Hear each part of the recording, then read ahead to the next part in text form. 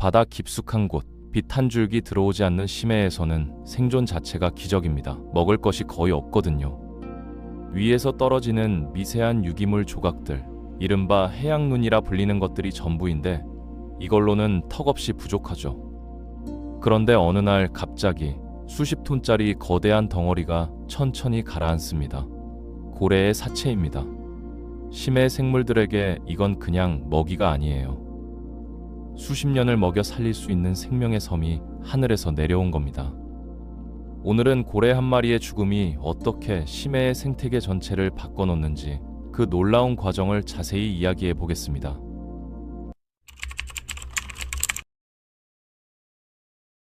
고래가 죽으면 처음에는 시체가 물 위로 떠오릅니다.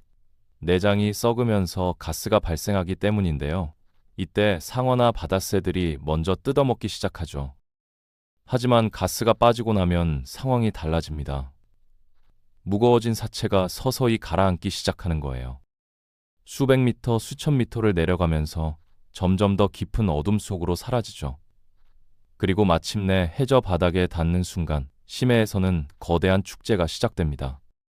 과학자들은 이 현상을 고래 낙하, 영어로는 웨일폴이라고 부릅니다. 1988년 하와이 대학교 연구팀이 처음으로 이 생태계를 본격적으로 연구했는데요. 그때 밝혀진 사실이 정말 충격적이었습니다. 40톤짜리 고래 사체 하나가 제공하는 영양분이 해양눈으로 따지면 무려 2000년치에 해당한다는 겁니다. 그것도 50제곱미터라는 비교적 좁은 면적 기준으로요. 심해에서 음식이 얼마나 귀한지 생각하면 이건 상상을 초월하는 규모의 선물이죠. 실제로 심해 바닥 1제곱미터 하루에 떨어지는 해양눈의 양은 고작 몇 밀리그램에 불과합니다. 대왕고래 한 마리가 평균 100톤에서 150톤 정도 나가는데 이 중 상당량이 순수한 유기물이거든요. 지방만 해도 체중의 30%에서 40%를 차지합니다. 40톤짜리 중형 고래만 해도 순수 지방이 12톤에서 16톤 정도 되는 거예요. 이 어마어마한 에너지 덩어리가 한꺼번에 심해로 배달되는 셈이죠. 고래 사체가 바닥에 닿으면 제일 먼저 도착하는 건 이동성 청소부들입니다. 불과 몇 시간 만에 냄새를 맡고 몰려오는데요. 대표적인 게 먹장어와 상어예요. 특히 먹장어는 정말 독특한 방식으로 먹이를 먹습니다. 이빨판으로 사체 깊숙이 파고 들어가는데 그냥 파고드는 게 아니에요. 자기 몸을 매듭처럼 꼬아서 그 매듭을 몸을 따라 이동시키면서 사체에 밀어붙이는 겁니다. 이렇게 하면 훨씬 더 강한 힘으로 살점을 뜯어낼 수 있거든요. 잠수정상어 같은 대형 상어도 이 단계에서 등장합니다. 몸 길이가 7m까지 자라는 녀석들인데 이 거대한 포식자들이 고래 사체 주변에 모여드는 장면은 정말 장관이죠.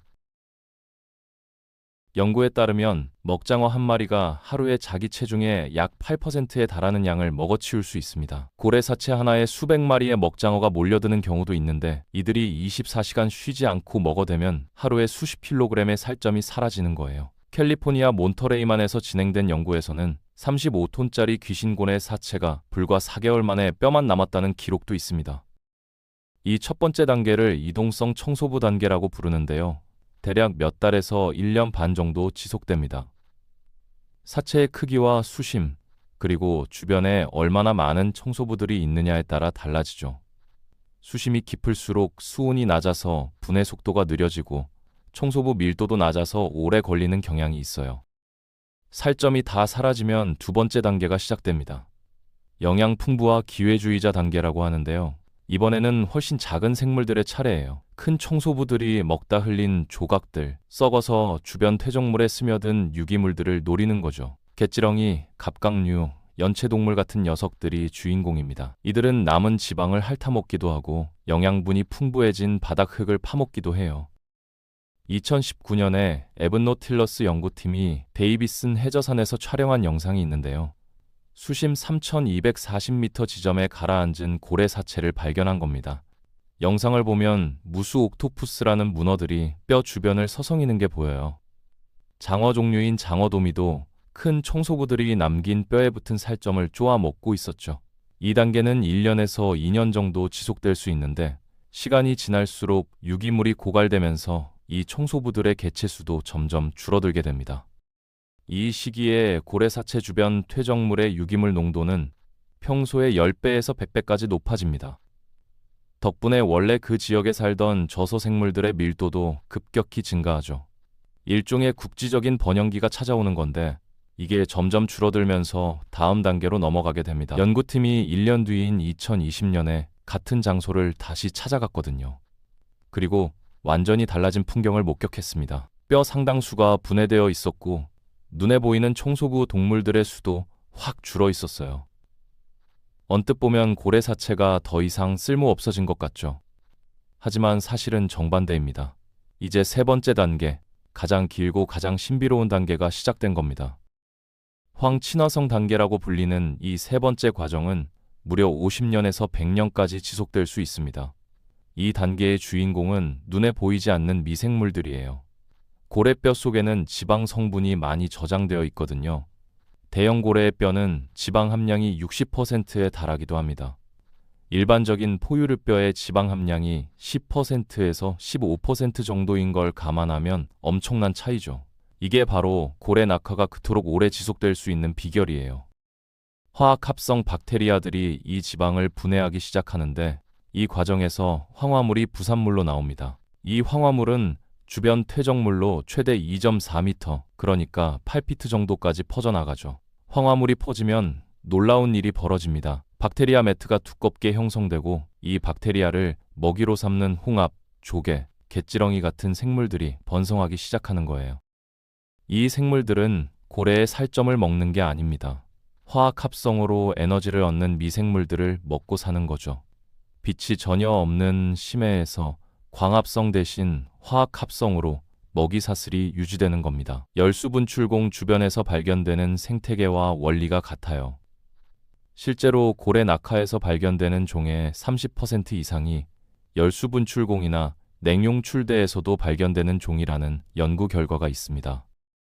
이 단계에서 특히 유명한 생물이 있어요. 오세닥스라는 뼈먹는 갯지렁이인데요. 고래뼈 표면을 붉은색 털 같은 것으로 뒤덮습니다. 이 녀석들 정말 특이해요. 눈도 없고 입도 없거든요. 대신 붉은 깃털 모양의 아가미로 숨을 쉬고 녹색 뿌리 같은 구조물을 뼈 속으로 뻗어 골수의 지방과 기름을 흡수합니다. 뿌리 속에 사는 공생 미생물들이 이 지방을 분해해서 영양분으로 바꿔주는 거죠. 입이 없는데 먹이를 먹는 정말 신기한 방식이에요. 오세닥스는 2004년에 처음 발견됐는데 그 이후로 20종 이상의 새로운 종이 확인됐습니다. 이 중 대부분은 고래 낙하에서만 발견되는 종이에요. 흥미로운 점은 암컷만 뼈를 파먹고 수컷은 암컷 몸속에 사는 외소 수컷이라는 거예요. 암컷 한 마리 안에 수십에서 수백 마리의 미세한 수컷이 살고 있죠. 이런 극단적인 성적 이용성은 먹이를 찾기 어려운 심해 환경에 대한 적응으로 해석됩니다. 과학자들은 네 번째 단계도 있다고 추정합니다. 암초 단계라고 부르는데요. 이때가 되면 고래뼈에서 유기물은 거의 다 사라지고 단단한 광물질만 남게 됩니다. 심해 바닥은 대부분 부드러운 퇴적물로 덮여 있어요. 그래서 단단한 표면에 붙어서 살아야 하는 생물들, 이른바 고착성 생물들은 정착할 곳을 찾기가 매우 어렵죠. 그런데 고래뼈가 딱딱한 기질을 제공해 주는 겁니다. 여과 섭식자나 부유물을 걸러먹는 생물들이 이 뼈에 붙어서 살 수 있게 되죠.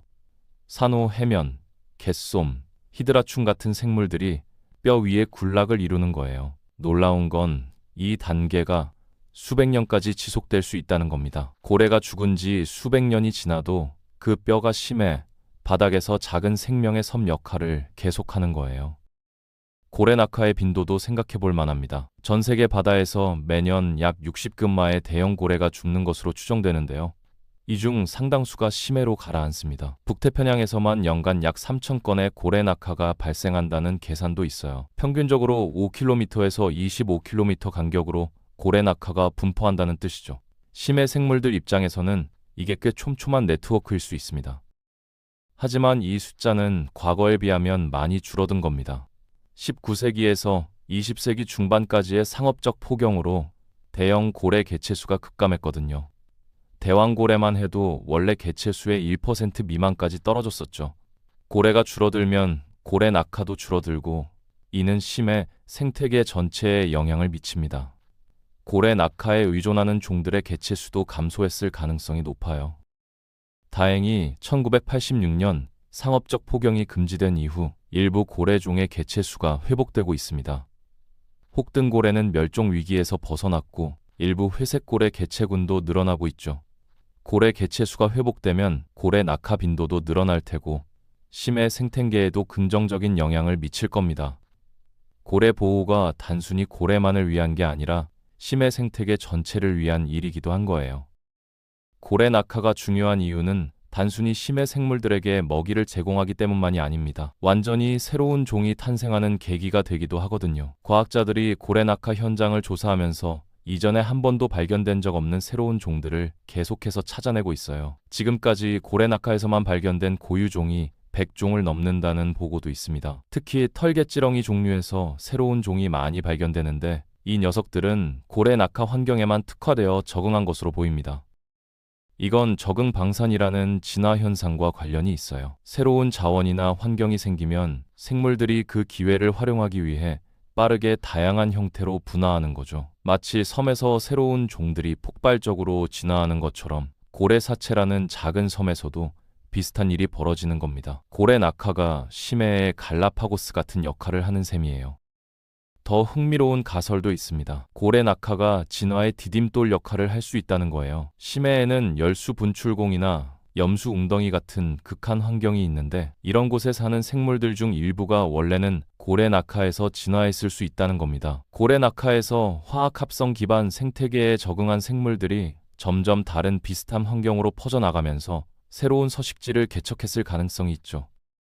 유전자 분석 연구가 이 가설을 뒷받침합니다. 고래 낙하와 열수 분출공, 냉용출대에서 발견되는 홍합류의 유전자를 비교한 결과 이들이 공통 조상에서 갈라져 나왔다는 증거가 나왔거든요.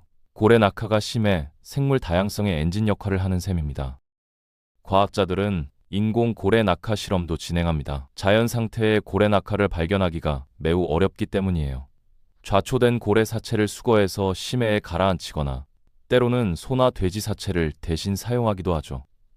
이런 실험을 통해 고래 낙하 생태계의 형성 과정을 처음부터 관찰할 수 있게 됩니다. 1998년에 캘리포니아 해안에서 죽은 회색 고래를 수심 960m 지점에 가라앉힌 실험이 유명한데요. 연구팀은 이 사체를 10년 넘게 추적 관찰했습니다. 매년 잠수정으로 방문해서 사진을 찍고 샘플을 채취했죠. 이 장기 연구 덕분에 고래 낙하 생태계가 어떻게 변화하는지 상세하게 알 수 있게 됐어요.